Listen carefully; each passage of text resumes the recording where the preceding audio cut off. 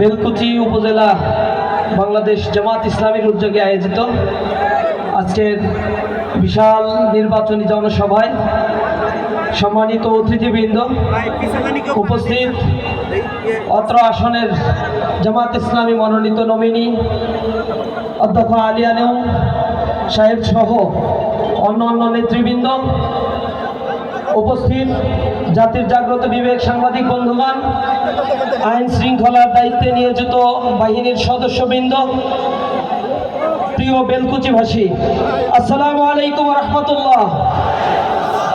আপনারা কেমন আছেন সবাই? আলহামদুলিল্লাহ। 8 শহীদের রক্তে ভেজা এই উপজেলা আমাদের অনেক ত্যাগ এবং তিতিক্ষার উপর দীর্ঘ সময় ধরে আল্লাহ রাব্বুল আলামিন আমাদেরকে এই জমিনে আবাদ করার সুযোগ দিয়েছেন। মহান মুনিবের দরবারে লাখো কোটি শুকরিয়া আদায় করি, আলহামদুলিল্লাহ।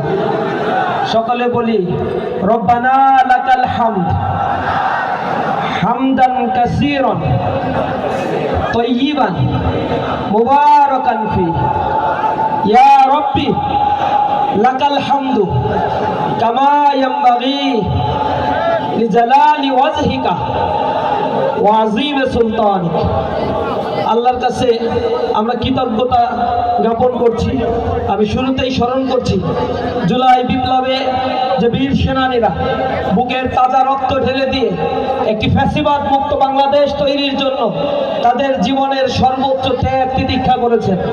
আমি স্মরণ করছি শহীদ আবু সাঈদ, শহীদ মুগ্ধ, শহীদ আলী রায়হান, ওয়াসিম থেকে শুরু করে সর্বশেষ শহীদ ওসমান বিন হাদির কথা, যিনি আধিপত্যবাদের বিরুদ্ধে কথা বলতে গিয়ে বাতিল শক্তির আগ্রাসনে পড়ে শহীদ হয়েছেন, জীবন দিয়েছেন।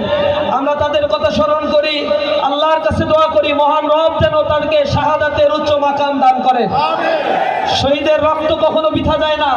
আল্লাহ রাব্বুল আলামিন বলছেন যারা শহীদ হয় তাদেরকে তোমরা মৃত বলো না, তারা জীবিত, তারা আল্লাহর পক্ষ থেকে রিজিক প্রাপ্ত হয়। আমরা বলি, আমরা যখন জামাত ইসলামী ছাত্র শিবির করি তখন আমরা শাহাদাতের তামান্না নিয়ে আন্দোলন করি। আমরা মায়ের উদর থেকে জন্মগ্রহণ করি শুধু শাহাদাতের জন্যই।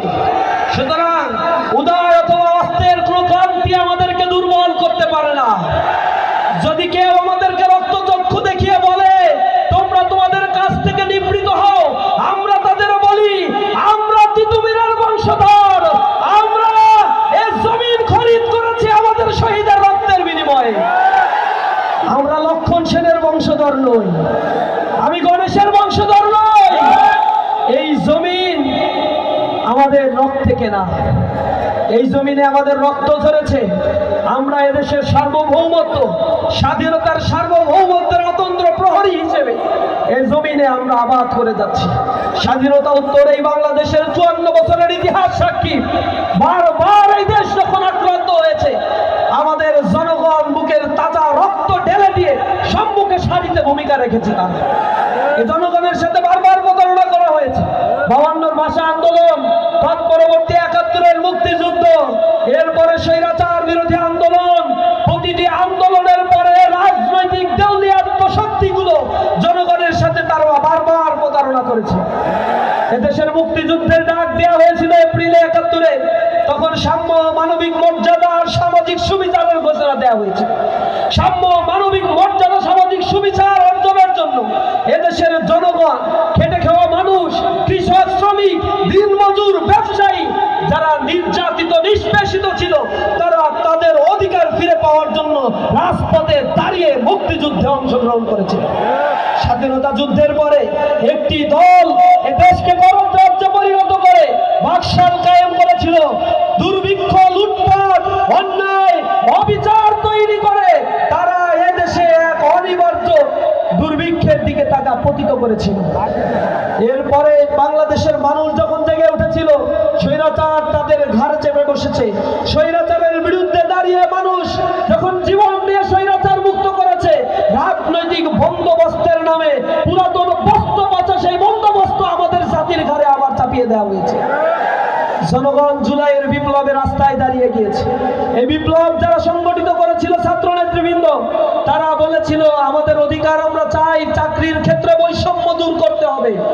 এটা ছিল একটা পক্ষের অনমনীয় একটি অবস্থান, কিন্তু এই আন্দোলনে যারা জীবন দিয়েছিল 1400 মানুষ জীবন দিয়েছিল, 250 ছাত্র আর বাকি 1200 যারা জীবন দিয়েছিল তারা খেটে খাওয়া মানুষ, কৃষক শ্রমিক।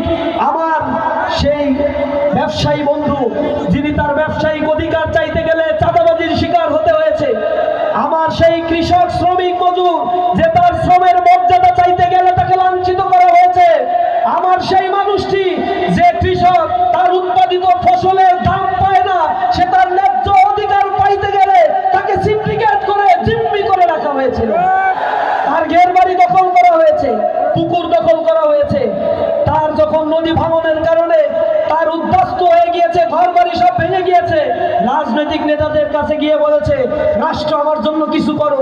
সোশ্যাল সেফটি নেট প্রোগ্রামে 1,20,000 কোটি টাকা বাজেট দেওয়া হয়, আমাকে তার অধিকার দাও।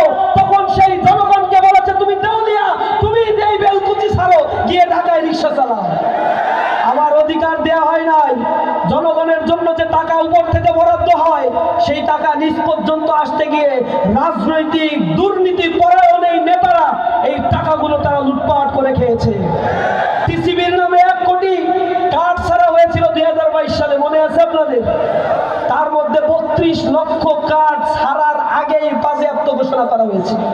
68 লক্ষ কার্ড ছাড়া হয়েছে, সেই কার্ড পেয়েছে আওয়ামী লীগের নেতারা, পেয়েছে মন্ত্রীরা, উপজেলা পর্যায় পর্যন্ত, ইউনিয়ন পর্যায় পর্যন্ত যারা মেম্বারের দায়িত্ব পালন করেছে, এক একজন 4টা-5টা করে কার্ড নিয়ে জিম্মি করে রাখছে। এরপরে টিসিবির এই পণ্যের যারা বিপণন করবে এই মানুষগুলো ছিল তাদের লোক, তারা ট্রাককে ট্রাক, বনকে বন, চাল, গম, ভুট্টা, আলু এইগুলো নিয়ে এসে কিছু বিতরণ করেছে, আর বাদ বাকি তারা গুদামজাত করছে। পরে খুচরা বাজারে কোটি কোটি টাকায় তারা তা বিক্রি করে ফুলে ফেপে কোটিপতি হয়েছে, আর জনগণকে দারিদ্র সীমার নিচে তারা বসিয়ে রেখেছে। বাংলাদেশে 2026 সালে 54 বছর পরে এসে বলতে হয় আমার দেশে 6,40,00,000 মানুষ দারিদ্র সীমার নিচে বসবাস করে।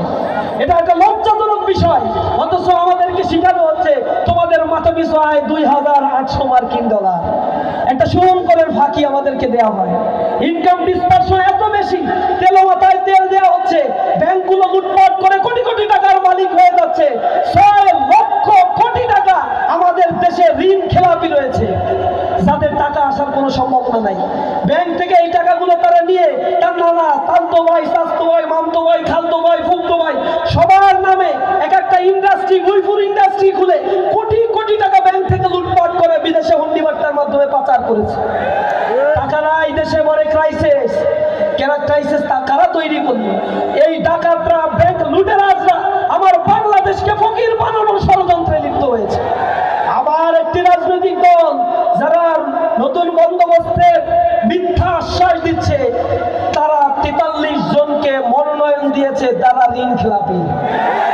26,000 কোটি টাকা ঋণ খেলাপি করে তাদেরকে যখন আবার এমপি বানিয়ে লমেকার বানাতে চাইছে দল, সে দল মূলত জনগণের টাকা শোষণের জন্য আবার নতুন বন্দোবস্ত করছে। আমরা বলেছি তোমাদের এই টাল বাহানা জনগণ বুঝে গেছে, জনগণ জেগে উঠেছে। চাঁদাবাজি কারা করছে? আমাদের তাঁত শিল্পকে কারা নষ্ট করেছে? এই সিরাজগঞ্জ উন্নত রাষ্ট্র, উন্নত একটি এলাকা হওয়ার কথা, এখানে স্যাটেলাইট সিটি করে তোলা সম্ভব ছিল, এখানে তাঁত শিল্প বিশ্ব ঐতিহ্যের ধারা বজায় রেখে তাঁত শিল্পকে বিশ্ব মানের একটি বাণিজ্যিক হাব তৈরি করা যেত। কিন্তু সেই তাঁত শিল্পকে ধ্বংস করে ভারতীয় পণ্য আমদানি করে আমাদের তাঁত শ্রমিকদের দিনের পর দিন তাদের মজুরি থেকে বঞ্চিত করে এই তাঁত শিল্প, এই সিরাজগঞ্জকে ফকির রাষ্ট্র বানানোর ষড়যন্ত্র তারা করে। আমরা কিছু বুঝি না, আমাদের সকল ঐতিহ্যগুলো তোমরা ধ্বংস করে দিয়ে দেশটাকে পরনির্ভরশীল করে রাখছো তোমরা।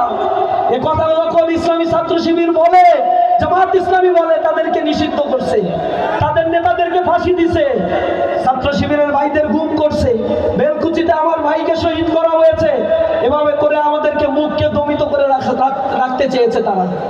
আমরা বলছি তোমরা আমাদেরকে দমিত রাখতে পারবা না, আবু জাহেল, আবু লাহাব, উতবা, সাইবারা যারা পারে নাই, ফেরাউন নমরুদ পারে নাই, আর তুমি কোন মানুষ যে ইসলামী আন্দোলনকে শেষ করে দিতে চাও?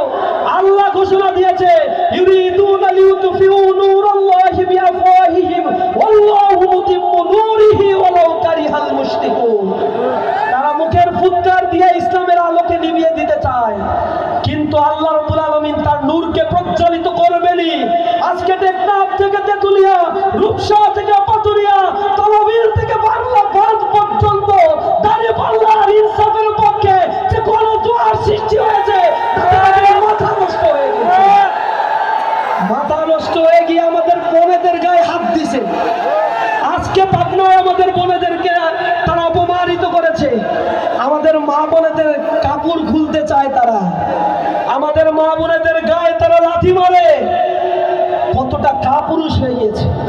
ছাত্র শিবির জামাত ইসলামীর সাথে না পেরে আমাদের বোনেরা যখন দাঁড়িপাল্লায় ভোট চাইতে যায়, বলে তোমরা ঘরে থাকবা, বাইরে বের হও কেন?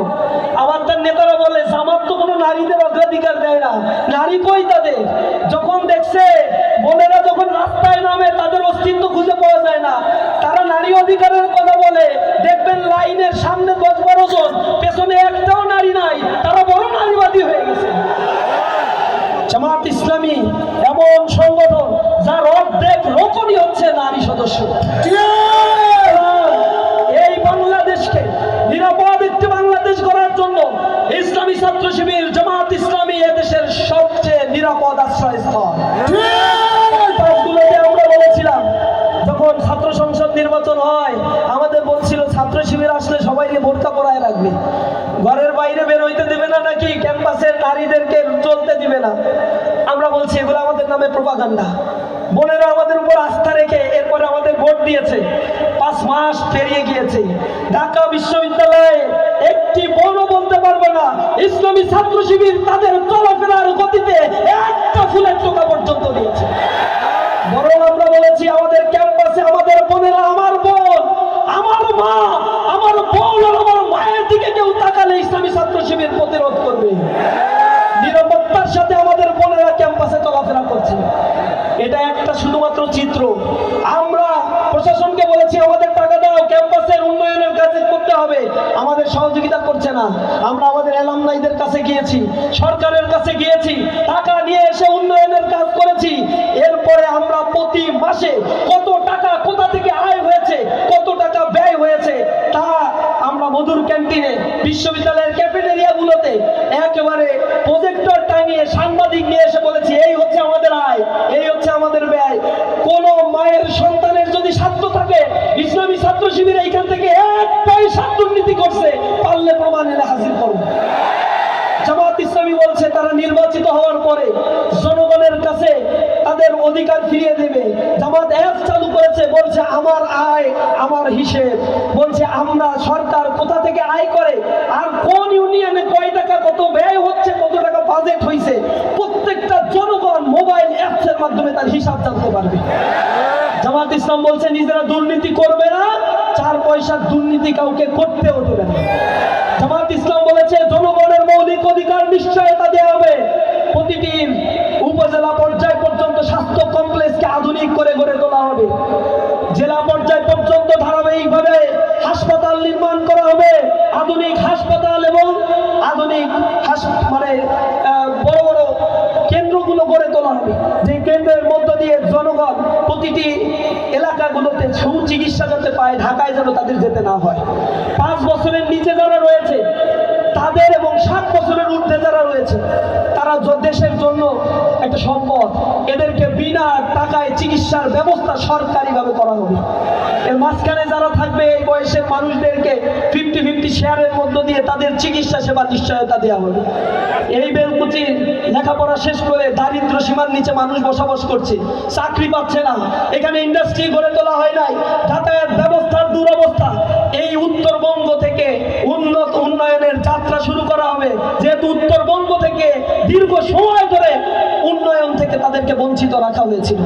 জামাত ইসলাম তার ইশতেহারে নারী নিরাপত্তার কথা, নারীদের উন্নত শিক্ষা, বিনামূল্যে শিক্ষার কথা তারা তাদের ইশতেহারে ঘোষণা করেছে। শুধু ইশতেহার ঘোষণা নয়, কোথা থেকে আয় হবে আর কয় টাকা কোথায় ব্যয় করতে হবে তা সব হিসাব করে দেখিয়ে দিয়েছে। তারা বলেছে 2040 সালের মধ্যে $2 ট্রিলিয়ন অর্থনীতি তৈরি করা হবে, যার মাথাপিছু আয় হবে $10,000 মার্কিন। আর জনগণের মধ্যে যে আয় বৈষম্য রয়েছে, এই আয় বৈষম্য থাকবে না। শুধু ধনীরা ধনী হবে, লুটরাজ করে ব্যাংক লুটপাট করবে। এই সব লুটরাজ আর ব্যাংক লুটপাটকে আইডেন্টিফাই করে জনগণের অধিকার জনগণের কাছে ফিরিয়ে দেওয়া হবে। ছোট ছোট ইন্ডাস্ট্রি গড়ে তোলা হবে, বিদেশে টাকা যাতে পাচার না হয় তার সকল বন্দোবস্ত করা হবে। এই কাজগুলো শুধু জামাতি পারবে। চাঁদাবাজ মুক্ত বাংলাদেশ গড়ার কথা জামাতি বলতে পারে, কারণ জামাতের একজন কর্মীও এই জাতীয় অপকর্মের সাথে জড়িত নয়। সুতরাং আগামীর বাংলাদেশকে যদি সুন্দর করতে চান, নিজের সন্তানের জন্য মাদক মুক্ত একটি দেশ যদি উপহার পেতে চান, তাহলে দাঁড়িপাল্লার কোনো বিকল্প নাই। যারা বলে আমরা দুর্নীতিমুক্ত বাংলাদেশ গড়ব, তাদের এই কথা শুনে শয়তানও পিছনে বসে মুচকি হাসি হাসে। কারণ এর আগে 10 বছর ক্ষমতায় ছিল, 10 বছরই ধারাবাহিকভাবে দুর্নীতিতে চ্যাম্পিয়ন হয়েছে 3 বার পরপর। তারা বলে বেকারত্ব মুক্ত করব, তাদের 10 বছরে ধারাবাহিকভাবে বেকারত্বের সংখ্যা বাংলাদেশে বাড়ছে। তারা বলে শিক্ষার মান উন্নয়ন করব, তাদের সময় ধারাবাহিকভাবে শিক্ষার মানের অবনতি হয়েছে। এটা পরীক্ষিত। শিয়ালের কাছে আর মুরগি বর্গা দেওয়ার দরকার আছে? বারবার তারা বলে, কিন্তু তারা যে কথা রাখবে না, এটা 2001 সালে তারা বলেছিল স্বাস্থ্য কার্ড দেব জনগণকে, দিছে? পাইছেন স্বাস্থ্য কার্ড 2001 থেকে 6 সাল? তারা বলছিল কৃষককে 5,000 টাকা সুদ মুক্ত ঋণ যেগুলো আছে সেই ঋণ সুদ সহ ঋণ মৌকুফ করে দেওয়া হবে, কথা রাখছে? এখন আবার বলতেছে না তারা 10,000 টাকা দিবে শুভঙ্করের ফাঁকি। উপায়ন্ত না পেয়ে একটা কার্ড দেবে, কার্ডে কয় টাকা? 2,500 টাকা। কিভাবে পাবো? কার্ড নাকি, কার্ড দিলেই নাকি টাকা দেবে। কিভাবে টাকা দেবে, কোথা থেকে টাকা আসবে তার হিসাব নাই। আমরা হিসাব করে দেখলাম 4 কোটি ফ্যামিলিতে যদি কার্ড দেয়, তার যে পরিমাণে টাকা দরকার সে টাকা আসবে কোথা থেকে তার কোনো হিসাব নাই। এখন চাপে পড়ে বলে ধারাবাহিকভাবে করা হবে। তার মানে ধারাবাহিকভাবে মানে হচ্ছে ক্ষমতা 5 বছর থেকে 4 বছরে 2,000 10,000 কার্ড ছাইরা দিয়ে বলবে দিছি তো তোমাদের কিছু। সুতরাং এই ফাঁদে পা দেবেন না। টাকা দিয়ে তারা ভোট কিনতে চায় জনগণের। এলাকায় দিচ্ছে টাকা, টাকা নেবেন। ক্যাম্পাসে যখন টাকা ছড়াইছে, আমাদের বোনেদের 3,000 টাকা করে দিছে। আমরা বলছি তোমাদের টাকা দিলে টাকা নাও, কিন্তু তোমার বিবেক খাটিয়ে ভোট দিবা। তোমার ভোটের মাধ্যমে যদি কোনো খারাপ মানুষ নির্বাচিত হয়, আল্লাহর কাছে কিয়ামতের ময়দানে দায়ী থাকবা। এই ভোটের মাধ্যমে যদি কেউ তাদের দ্বারা খুন হয়, আল্লাহর কাছে তুমি সমান তালে দায়ী থাকবা। সুতরাং ভোট এমন জায়গায় দিবা, হুশ করে দিবা। তোমাকে যে টাকা তারা দিচ্ছে এগুলো চাঁদাবাজির টাকা। এ টাকা সুদে আসলে তারা উঠাই নেওয়ার জন্যই দিচ্ছে। রাজনীতি তারা কি কারণে করে? নমিনেশন পায় নাই তাই একজন আরেকজনকে মেরে ফেলছে না? 232 জনকে তারা মারে নাই এখন পর্যন্ত। ক্ষমতার জন্য তারা যদি মানুষ খুন করতে পারে, আপনারা 2 পয়সা দিলে ওই 2 পয়সা যে উসুল করবে না, এটা নিশ্চয় আছে। সব টাকা তারা উসুল করে নেবে ইনশাআল্লাহ। তারা এগুলো বলে যে 12 তারিখ পর্যন্ত অন্তত চাঁদাবাজি করুন। আজকে নিউজ দেখলাম, তার মানে 12 তারিখের পরে যা হবার হবে। আমরাও বলছি কেটে যাচ্ছে বেলা, নতুন বন্দোবস্ত আসছে। হাওয়ার গতি এখন বদলাতে শুরু করেছে। হাওয়ার গতি বদলাতে শুরু করেছে। অন্ধকার জগতের রাজাদের বলে দেই, তওবা করে নাও। 12 তারিখ ভোট ডাকাতি যদি করতে আসো, বেলকুচির জনগণ বসে থাকবে না। মায়েদের কাছে আর বোনেদের কাছে তওবা করে আইসো। ভোট ডাকাতি করতে আসলে এবার আর কাউকে ফিরে যেতে দেওয়া হবে না। জনগণ জেগে উঠেছে, তাদের অধিকার নিয়ে যাবে ইনশাআল্লাহ। সকলকে জাগ্রত থাকতে হবে, নতুন বাংলাদেশ গড়তে হবে। ইনসাফের বাংলাদেশ না করে আমরা ফিরবো না ইনশাআল্লাহ। দুলিতেছে তরি, ফুলিতেছে জল, ভুলিতেছে মাঝি পথ, ছিড়িয়াছে পাল, কে ধরিবে হাল, আছে কার হিম্মত? বেলকুচিবাসীর হিম্মত আছে? আছে। আমরা দেখবো ইনশাআল্লাহ 12ই ফেব্রুয়ারি। আল্লাহ রাব্বুল আলামিন আমাদেরকে নতুন বাংলাদেশ গড়ার তৌফিক দান করুন, আমিন। আসসালামু আলাইকুম ওয়া রাহমাতুল্লাহি ওয়া বারাকাতুহু। ধন্যবাদ কেন্দ্রীয় সভাপতি।